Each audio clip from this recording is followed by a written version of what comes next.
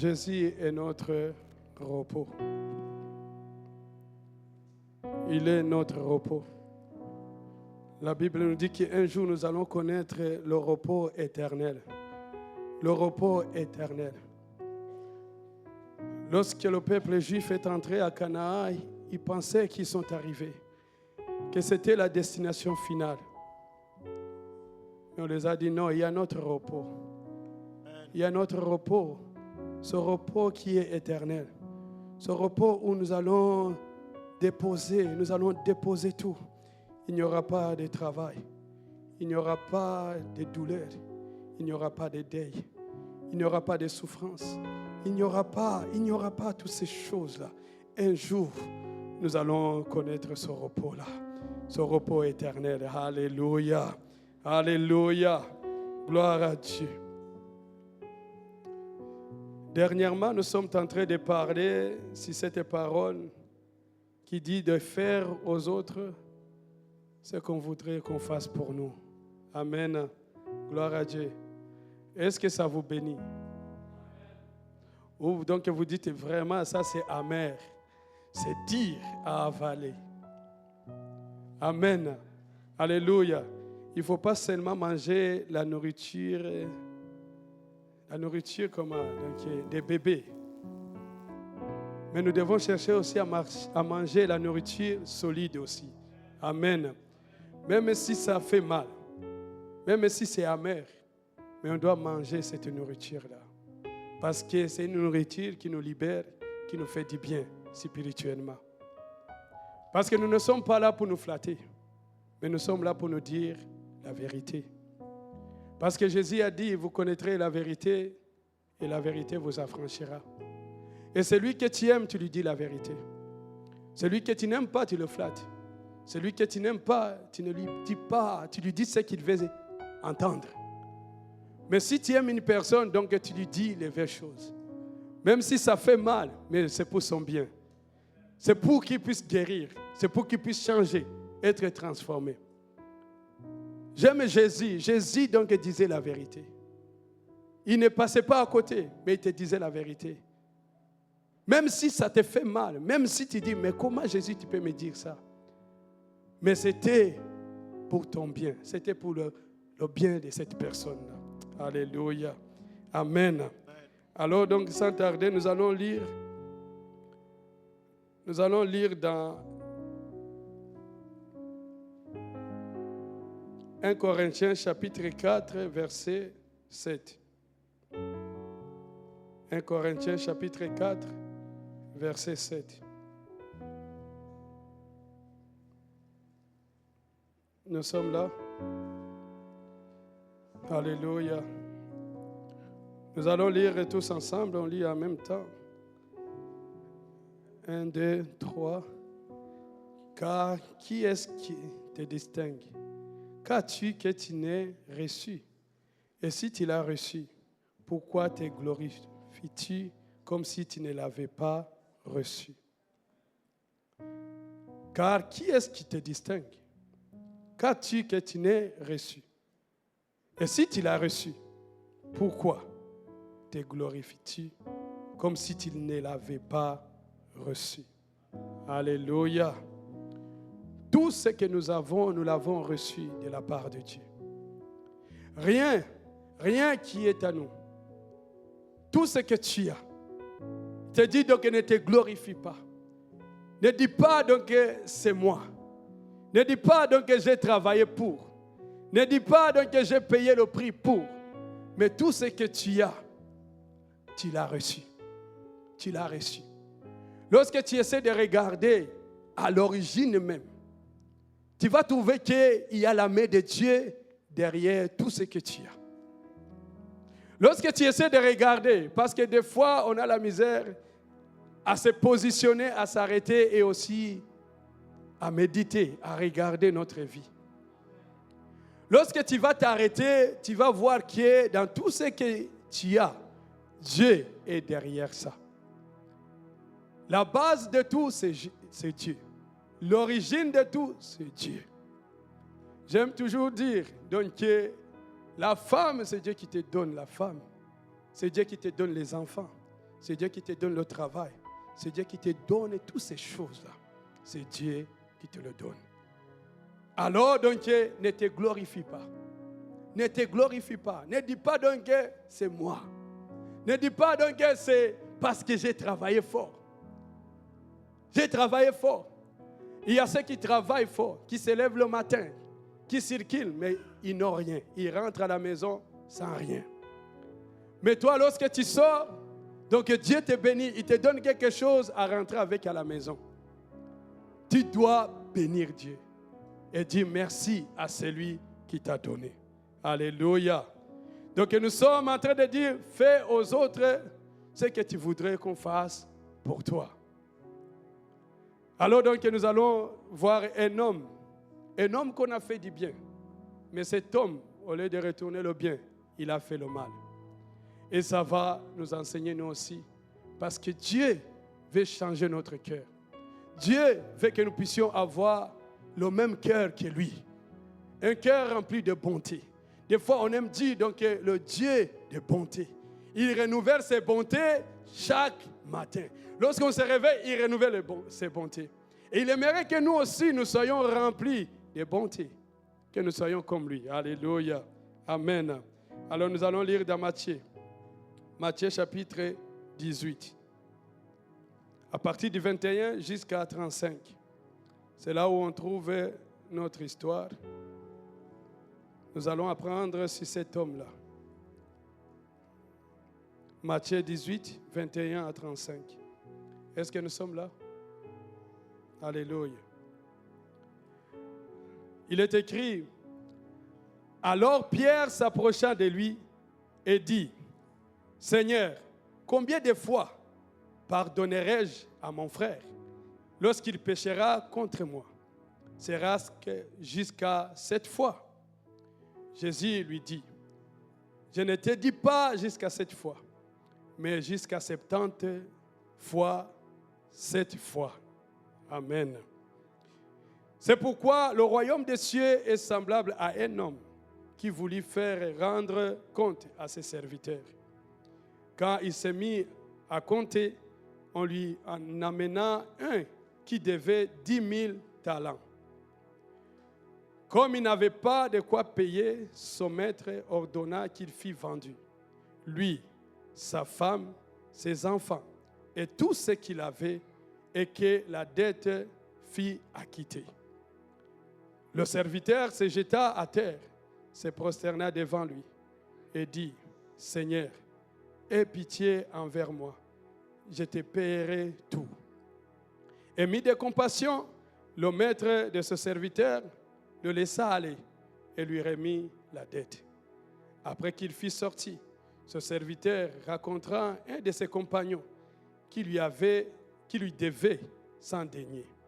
Il le saisit et l'étranglait en disant, paye ce que tu me dois. Son compagnon se jeta à terre, le suppliait et disant, aie patience envers moi et je te paierai. Mais l'autre ne voulut pas. Il alla le jeter en prison jusqu'à ce qu'il eût payé ce qu'il devait. Ses compagnons, ayant vu ce qui était arrivé, furent profondément attristés. Et ils allèrent raconter à leur maître tout ce qui s'était passé. Alors le maître fit appeler ce serviteur et lui dit, méchant serviteur, je t'avais remis en entier ta dette parce que tu m'en avais supplié.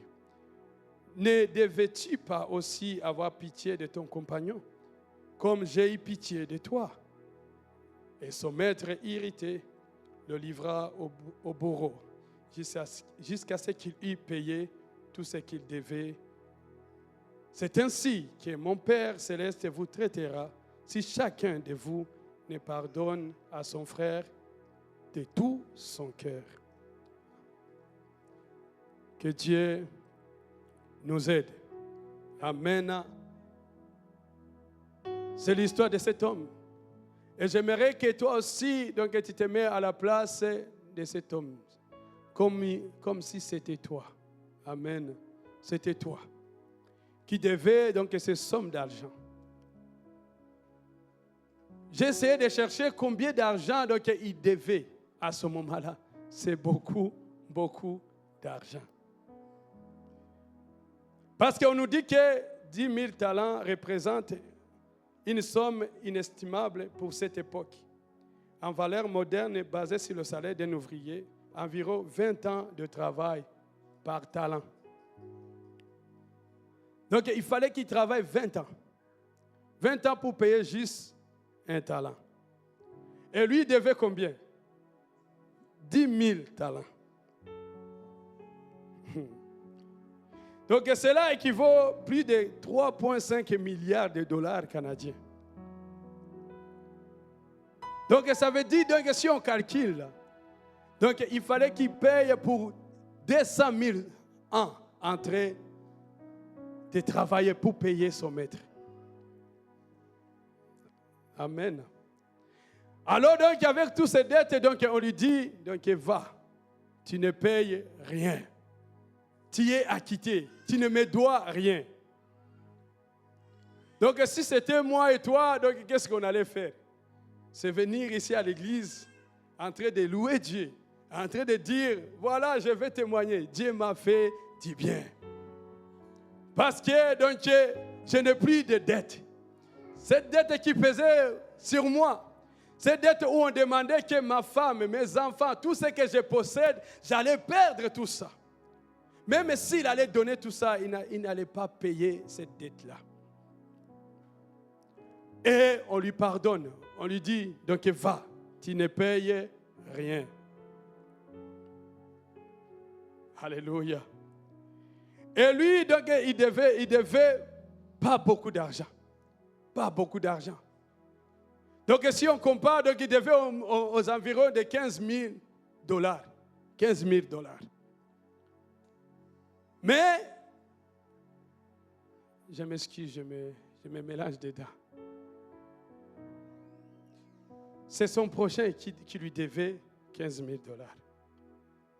Alors, donc, lorsqu'il quitte devant son maître, il arrive pour voir, donc, directement, au lieu même de rentrer même à la maison, pour voir même sa femme, pour aller dire donc, que Dieu nous a fait du bien. Non, lui se rappelle, il y a quelqu'un qui me doit quelque chose. Et il est parti donc le voir. Et la Bible nous dit qu'il a attrapé. Il est étranglé. Il disait donc que tu me payes mon argent. Tu payes mon argent. Mon ami, on vient de t'acquitter, on vient de te pardonner. Mais toi directement, donc tu dis à celui qui te doit, donc donne-moi mon argent. Et c'est que, donc, il y a des amis qui ont vu ça. Ils ont dit non, ce n'est pas normal. Ce n'est pas normal. Comment tu peux agir comme ça? Toi qu'on vient de payer toutes tes dettes. Mais en retour, donc tu demandes de compassion pour l'autre. Tu veux qu'on te rembourse ton argent. Et on est parti dire ça au maître. Et lorsque le maître l'a appris, il a dit non. Ces gars-là, donc il faut le mettre directement en prison. Il mérite la prison. Alléluia. Mais qu'est-ce que Dieu veut nous apprendre aujourd'hui? Ici, on va dans le texte, on dit méchant serviteur. Méchant. Méchant. La méchanceté, donc, on marche avec. On marche avec la méchanceté. Des fois, donc, il faut la lumière de Dieu qui vienne dans ta vie pour que tu puisses voir que tu es méchant. Alléluia. Nous avons besoin de la lumière de Dieu pour que nous puissions reconnaître notre méchanceté. Parce que la méchanceté est là, cachée à l'intérieur de nous. Amen. Et des fois, on est méchant sans être conscient. Tu fais du mal à côté de toi sans que tu ne te rendes pas compte. Des fois, donc, on fait du mal sans qu'on ne se rende pas compte. Des fois, tu peux dire une parole qui blesse quelqu'un, mais toi, donc, tu ne te rends pas compte. Des fois, tu peux poser un acte qui va blesser quelqu'un, mais tu ne te rends pas compte. Mais aujourd'hui, donc, Dieu veut que nous puissions, il veut nous ouvrir les yeux pour que nous puissions nous voir tels que nous sommes. Alléluia. Que Dieu nous aide. Parce que être méchant, c'est un état. Donc, c'est un état. Où donc tu es méchant. Mais on n'est pas méchants nous autres. Amen. Que Dieu nous pardonne. Alléluia. Parce que la méchanceté vient de l'orgueil et le rejet de Dieu. Donc on est orgueilleux et on rejette aussi Dieu. Alléluia. Psaume chapitre 10, verset 4 nous dit, Psaume chapitre 10, verset 4, nous dit que le méchant dit avec arrogance, il ne punit pas, il n'y a point de Dieu. Voilà toutes ses pensées. Le méchant dit qu'avec arrogance, il ne punit pas. Il n'y a point de Dieu. C'est lorsque donc tu agis sans savoir que Dieu punit. Il punit chaque action, chaque mauvaise action que tu poses, il y a une punition qui vient avec. Lorsque tu sais que Dieu n'existe pas, que Dieu n'est pas là, Dieu ne me voit pas, donc tu fais ce que tu veux. Tu vas faire du mal à côté de toi. Alléluia. Proverbe 21, 10 nous dit, l'âme du méchant désire le mal. Son ami ne trouve pas grâce à ses yeux. Donc, l'âme du méchant désire toujours le mal. Son ami ne trouve pas grâce à ses yeux. Lorsqu'une personne donc vient vers toi, donc la personne trouve grâce à tes yeux. C'est la méchanceté. Lorsqu'une personne, comme on l'a dit, lorsqu'une personne vient te demander et que tu es capable de donner et que tu ne donnes pas, c'est la méchanceté. C'est être méchant. C'est la Bible qui nous dit. Parce que cet homme a refusé de pardonner quelqu'un. Il a été pardonné, il refuse de pardon. La Bible nous dit, méchant serviteur. Méchant serviteur. Parce que donc ce que j'ai fait pour toi, tu devrais le faire aussi pour l'autre. Mais tu n'as rien fait. Et là donc il nous dit que nous sommes méchants. Alléluia. Gloire à Dieu. Et des fois donc nous sommes méchants non seulement envers Dieu, nous sommes méchants aussi envers nous-mêmes, entre nous. Nous sommes méchants. Devant Dieu, Dieu t'a béni. Dieu t'a tout donné. Comme cet homme, donc on a payé toutes ses dettes. Il était libre. De la même manière, nous aussi, Dieu nous bénit. Il nous bénit. Et le texte qui nous donne, il dit donc, parmi tout ce que tu as reçu, donne-moi un dixième. Pour juste me rendre grâce. Lorsque tu regardes ce que Dieu te demande et ce que Dieu t'a donné, donc il n'y a pas de comparaison. Est-ce que nous sommes d'accord? Il n'y a pas de comparaison. Si aujourd'hui, donc, on essaye, donc, tu t'assois et tu calcules tout ce que Dieu a fait pour toi durant tout le mois. Et ce qu'il te demande en tant qu'un dixième, ça n'a pas de rapport. Ce qu'il nous demande, c'est peu par rapport à ce qu'il nous donne. Alléluia. J'ai essayé de m'asseoir et de méditer, de regarder. Donc, regarde ta vie. Juste le fait que tu te lèves le matin, tu es en bonne santé. Pendant 1 mois, 2 mois, 3 mois, 4 mois, 1 an. Il y a des gens qui n'ont pas connu l'hôpital pendant toute une année. Une année, tu n'as pas été à l'hôpital. Alors, donc, calcule pendant une année, l'argent, si supposons que tu étais à l'hôpital, tu étais hospitalisé, combien d'argent tu allais dépenser? Combien d'argent tu allais dépenser? Beaucoup d'argent. Beaucoup d'argent. Donc il y a ceux qui gagnent par mois $2,000 par mois. Donc là tu calcules $2,000 par mois, donc pendant toute une année, c'est beaucoup d'argent. Et là donc Dieu est en train de te dire, donne-moi seulement un dixième. Et tu ne donnes pas. tu es en bonne santé, tu vas travailler. Non seulement, donc tes enfants se portent bien, ta vie va bien, ton foyer se porte bien. Donc il n'y a pas de troubles, il n'y a pas de dépression, il n'y a pas toutes ces choses-là. Mais en retour, donc, lorsque Dieu te dit, mon ami, donne-moi un retour. Dis non. Parce que Dieu veut voir donc notre cœur. Il veut voir combien nous sommes reconnaissants de ce qu'il fait pour nous. La Bible nous dit qu'au jardin d'Éden, il les a donné tous les arbres. Ils devaient manger tous les fruits. Mais il les a dit donc seulement, ne mangez pas sur cet arbre. Un seulement. Mais il les a donné tout. Il nous a donné tout. Mais il a dit ça m'appartient. Et nous avons la misère à le faire. Et là, donc c'est là où on voit combien nous sommes méchants envers notre Dieu. C'est la méchanceté, mes bien-aimés. Et Dieu veut que nous puissions changer. Il veut que nous puissions changer notre attitude et notre état de cœur. Alléluia. Gloire à Dieu. Amen. Il y a cette méchanceté aussi qui est entre nous. Psaume 37, verset 21 nous dit, « Le méchant emprunte, il ne rend pas. Le juste est compatissant et il donne. » Est-ce qu'on peut le répéter? Le méchant emprunte et il ne rend pas. Le juste est compatissant et il donne. Le méchant emprunte, il prend, mais il ne rembourse pas. Lorsque donc tu as emprunté, donc il rembourse à la personne. Parce que cette personne donc, a eu compassion de toi, il t'a donné. Donc toi aussi en retour, sois reconnaissant.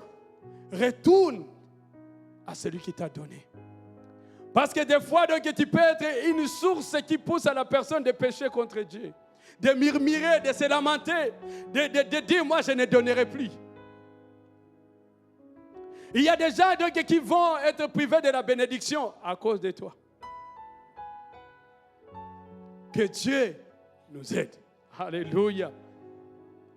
Alors, mes bien-aimés, donc, soyons justes et donnez. Donne à ton prochain. Donne à celui qui est dans les besoins.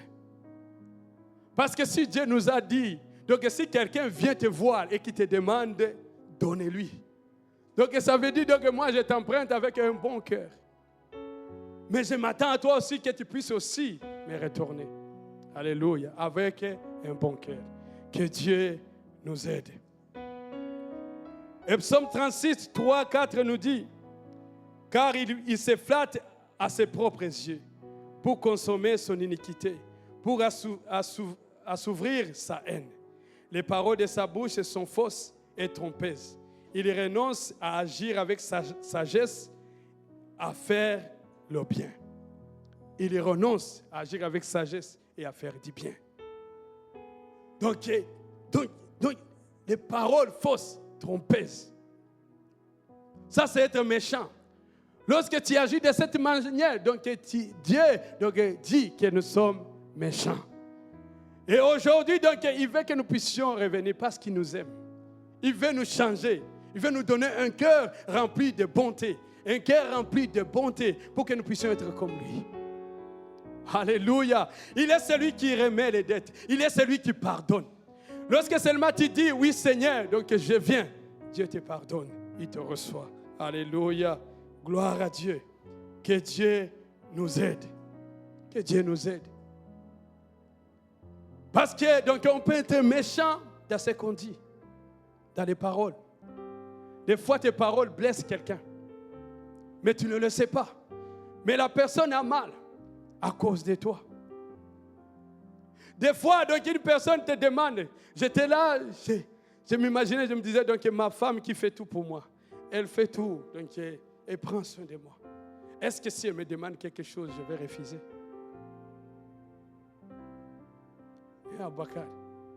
Avec tout ce qu'elle fait pour toi, est-ce que tu peux refuser quelque chose?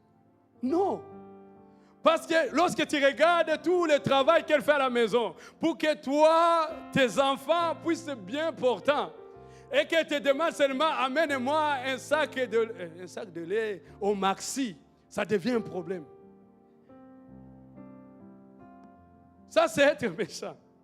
Que Dieu nous aide. Nous ne sommes pas reconnaissants. Nous devons être des gens qui reconnaissent. Pense à tout ce qu'elle fait pour toi. Donc même être habillé, là où tu es habillé, donc elle a repassé les vêtements pour toi, elle a lavé pour toi, elle t'a nourri le matin, tu te lèves, il y a le déjeuner, il y a le souper, elle a fait tout ça pour toi. Et lorsqu'elle te dit seulement, donne-moi un petit cadeau, donc ça devient un problème. Ça, c'est de l'ingratitude. C'est de la méchanceté. Que Dieu nous aide. Donc tu es celui qui pique toujours. Donc il y a une parole que tu sortes qui blesse quelqu'un. Dieu veut que nous puissions changer, mes bien-aimés. Que nous soyons bons les uns envers les autres. Parce que de la même manière que tu traites l'autre, on va te traiter de cette manière-là. Alors donc, je vais vous encourager, je vais m'encourager moi-même, que nous soyons bons comme notre papa. Que nous soyons bons comme notre papa. Parce que, alléluia. Parce que la méchanceté a des conséquences. Alléluia. Il y a toujours des conséquences, mes bien-aimés. Il y a toujours des conséquences. On paye toujours. Parce que la Bible nous dit, ce que tu auras sémé, c'est ce que tu vas récolter. Tu sèmes la méchanceté, toi aussi, on sera méchant avec toi. Ésaïe 3:11 nous dit, malheur au méchant, il sera dans l'infortune, car il recueillera le produit de ses mains. Malheur au méchant. Malheur. Il y a un malheur donc, qui nous poursuit lorsque nous sommes méchants, lorsque nous agissons avec méchanceté. Et Proverbe 10:24 nous dit, ce que redoute le méchant, c'est ce qui lui arrive. Ce que désire les justes, c'est leur est accordé. Amen. Ce que redoute le méchant, c'est ce qui lui arrive. Et ce que désire le juste, leur est accordé. Alléluia. Gloire à Dieu. Alors, mes bien-aimés, donc, lorsque tu refuses de donner parce que tu as peur que tu vas manquer, tu finiras par manquer.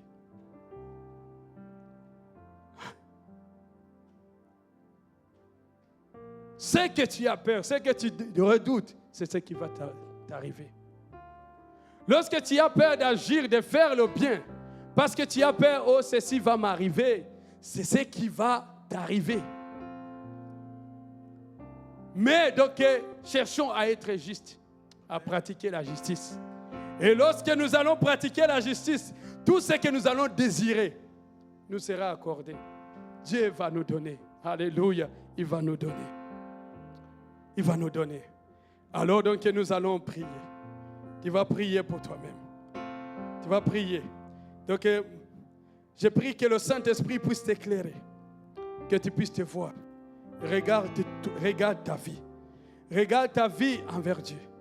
Est-ce que tu n'as pas été méchant contre Dieu? Est-ce que tu n'as pas été méchant contre ton prochain? C'est le temps où nous devons juste nous arrêter et nous examiner. La Bible nous dit de nous examiner. Est-ce que dans tes paroles, tu ne blesses pas quelqu'un? Est-ce que dans tes actions, tu ne blesses pas quelqu'un? C'est le moment où Dieu nous donne pour que nous puissions nous repentir. Nous repentir. Nous repentir. Parce qu'il n'envoie pas sa parole pour nous condamner. Il envoie sa parole pour nous sauver. Sa parole est là pour nous sauver. Il est là pour nous sauver. Parce qu'il veut nous faire du bien. Il veut nous bénir. Il veut nous bénir. Il veut nous bénir. Mais avant tout, nous devons nous débarrasser de toutes les racines de méchanceté. Nous devons nous débarrasser de toutes les pensées de méchanceté. Nous devons nous débarrasser de toutes ces choses-là pour que nous puissions voir la gloire de Dieu. Alléluia. Nous allons nous lever, nous allons prier.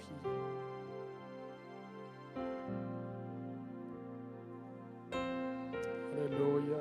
Oui, le Saint-Esprit remplit le vase de terre que je suis. Alléluia.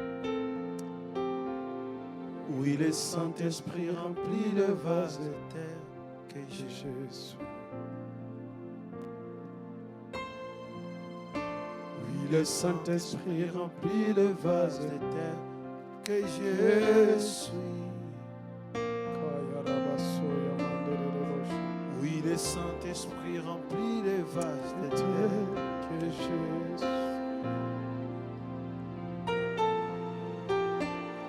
Oui, le Saint-Esprit remplit le vase de terre que je suis.